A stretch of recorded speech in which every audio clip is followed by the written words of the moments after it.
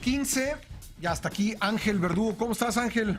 Muy bien, Pascal. Muy buenos días a quienes nos escuchan en este momento.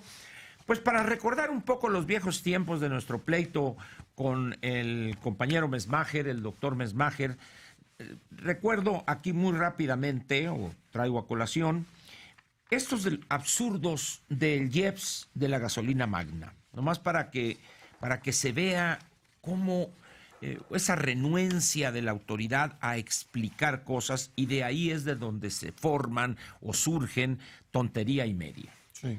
El IEPS para la gasolina magna, publicado hace un rato en el Diario Oficial y que privará del 28 de abril al 4 de mayo, es 2 pesos 09, es decir, vamos a decir... es lo más bajo que... 2 pesos 10 centavos vamos a poner. No sé si el más bajo, pero es de los más bajos, así ¿no? es. Bueno, Desde que pero tú lo estás revisando. ahí te va, Pascal. A ver.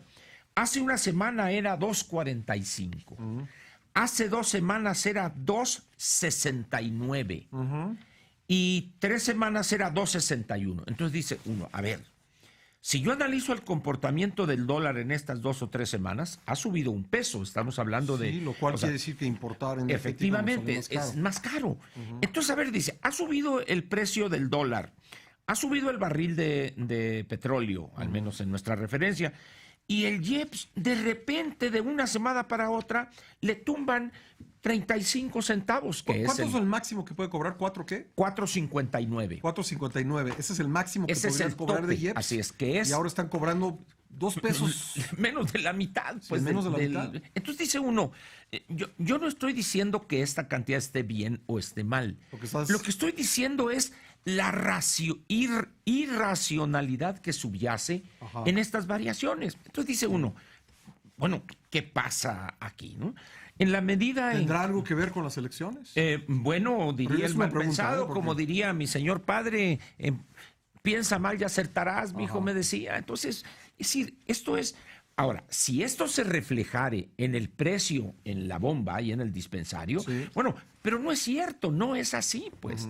Entonces, alguien está sustituyendo eso, que es Petróleos Mexicanos. Entonces dice uno, a ver, estamos viendo las constricciones de las finanzas públicas. Eso es lo que le llega a Hacienda, ¿no? Esto es lo que le llega a Hacienda. Sí. Así es. Sí. Quiere decir que Pemex, en el precio al que vende el litro de gasolina magna, que es prácticamente el mismo, entonces ya le tocó 35, 40 centavos más. Pues. Es que creo que tú mismo diste la respuesta al decir que ha aumentado el valor del dólar frente al peso. También ha subido el precio del petróleo, Y ¿no? también ha subido un poco la mezcla mexicana de petróleo. Pues creo que esta es la manera en que no se sienta en estos momentos que el litro vale 1 o 2 pesos más. Efectivamente. Lo cual podría enojar mucho a la gente, generar, ¿no? así es, ¿no? Y acusaciones absurdas. Es una hipótesis, yo no tengo la menor idea. Estamos, como dice la canción, estamos en las mismas condiciones. Sí. Muy bien. Pero vayamos al tema, Pascal. Voy a tocar hoy un tema y por favor les suplico encarecidamente, diría el clásico a quienes me escuchen, que no se vayan a sentir ofendidos por lo que voy a decir.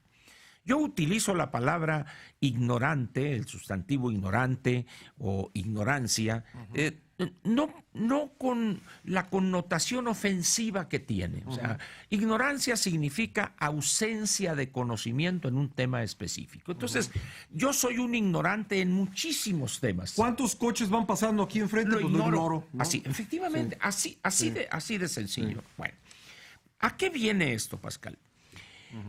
¿Te has de acordar tú que en aquella presentación, cuando comenzaron las precampañas, hubo un acto donde Ricardo Anaya planteó esta política pública que se está piloteando o se está analizando en algunos países, en Europa fundamentalmente, y países muy pequeños, la renta básica universal? Sí. En ese momento, a bote pronto, Meade dijo, no, es que no sabe de finanzas públicas. Pues seguramente ellos deben de saber mucho, él y Videgaray, que llevaron la deuda pública, la neta, del sector público, de 5.3 billones a 10 billones de pesos. Entonces, no deben de saber mucho. Pero de repente, bueno, en estos días, personas a las que yo tengo en alta estima, sensatas, de repente empiezan a pitorrearse a raíz de que en Finlandia anunciaron que se cancelaba. ¿Por qué? No porque... A ver, yo leí la información. Lo que sucedió en Finlandia es que decidieron no ampliar el programa. Exactamente. Sí, o sea, es decir, se terminó su tiempo. Porque era un plan de piloteo. Sí. Es decir, los piloteos, es una palabra horrible, pero no encuentro otra para decir. Se toma una muestra de la población objetiva, se aplica la política. Son 2,000 personas, ¿no? Así es. Y luego se hace un análisis detallado, cualitativo y cuantitativo, para ver si ese piloteo arroja resultados positivos o no. Es lo que declaró el ministro de Finanzas y el de Desarrollo Social, el equivalente en Finlandia, que iban a evaluar cómo había funcionado. Es que ha habido varias interpretaciones. Ajá. Yo tengo que decirte que fracasó completamente. Yo tengo mis dudas sobre esto, pero hay que dar la información como es. Así es. Como es. Y muchas agencias lo interpretaron como un fracaso. Y no. Yo mismo lo interpreté originalmente por esa información como un fracaso. Pero luego me metí a leer la información. Claro. Y lo que resulta es que dijeron, hasta aquí llega y vamos a evaluar qué pasó. Así es. ¿No? Entonces, ¿qué es lo que hace un plan de piloteo de una política pública en este caso? Sí. Es evaluar la viabilidad de esa política pública. Sí. Un plan de piloteo jamás fracasa, porque no tiene por objetivo que permanezca. No. Lo que hace un plan de piloteo es proporcionar a la entidad responsable elementos que le permitan concluir si la van a generar a toda la población, en este caso, o a un segmento o a un grupo específico de la sociedad, o no es viable por razones de oposición en el Parlamento, etcétera. También es necesario decir que son 560 euros que se le entregan a la gente sin preguntas, ¿no? Efectivamente. 2,000 personas, ahí les van 560 euros. Al margen de si trabaja o no trabaja, si quiere busca trabajar. Empleo. Sí, exacto. Así es. Ese es el concepto amplio, lato de la renta básica universal. Entonces esta persona, que además tengo buena relación con él, dice un diálogo imaginario, ¿no? Está Anaya, oye, ¿cómo haremos para contrarrestar esas políticas públicas populistas? No, pues algo. No, renta básica universal. Bueno. Entonces yo le contesto en un hilo, como dicen ahora, de 7 tweets, donde le señalo esa propensión que tenemos en México, en primer lugar, de hablar de lo que ignoramos. Segundo, hacer críticas ad hominem. Es decir, lo que se está criticando no es la política pública de renta básica universal, sino se está desechando, criticando, ridiculizando, porque la propuso Anaya. ¿Qué es lo que sucede? Renta básica universal es una política pública o una estrategia en política social que sus orígenes se remontan quizá al siglo XIX, fines, pero el siglo pasado, Milton Friedman, John Kenneth Galbraith y una gran cantidad de notables la han propuesto con ligeras o profundas variantes. Pero en México, Pascal, hay un especialista en esto que es el doctor John Scott, que ha escrito varios trabajos serios al respecto, donde dice uno, a ver, le digo yo a esta persona, le digo, ¿por qué nadie dijo nada cuando hace 4 o 5 años sacó el primer trabajo John Scott?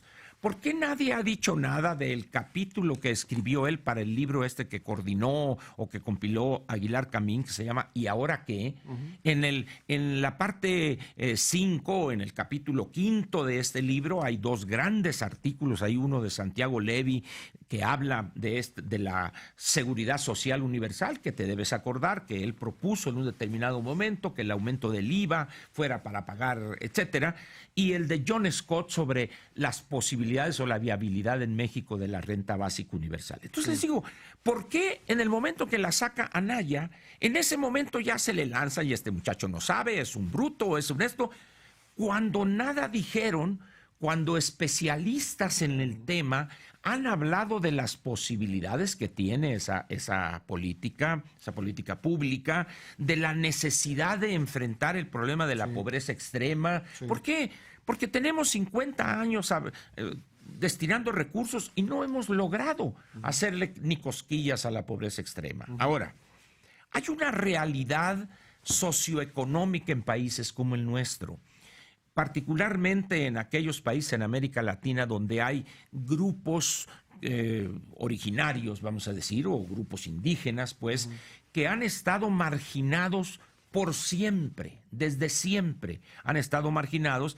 Entonces, va avanzando la economía, va avanzando la difusión del conocimiento, va avanzando la extensión de los sistemas públicos de salud, sistemas públicos de educación, y esos millones de mexicanos se han ido quedando rezagados.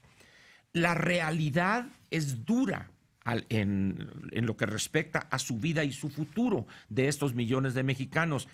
Decir, no, es que los vamos a incorporar al mercado laboral, etc. Es imposible. El mercado laboral avanzó tanto, Pascal, con todas las limitaciones del país, que es casi imposible que a esas personas las incorpores, por razones culturales, material, lo que sea. Pero entonces ya no es universal, ¿no? O sea, ahí bueno, ¿no? Es que el piloteo tiene por objeto, como mencioné hace un momento, hace unos minutos, que tiene por objeto delimitar el universo, pero sigue siendo el concepto de la renta básica que tú le das a un grupo de personas este recurso, sin importar, tomando en cuenta que el objetivo es reducir o hacerle al menos cosquillas a la pobreza extrema. Entonces yo termino esto diciéndole a quien me escucha, por favor, procuren no hablar de lo que ignoran, y si van a criticar una política pública o una propuesta, critíquela por sus méritos, no por el proponente de esta política pública. Muy bien, Ángel, gracias. El lunes nos vemos. Gracias, Ángel Verdugo. 9:27.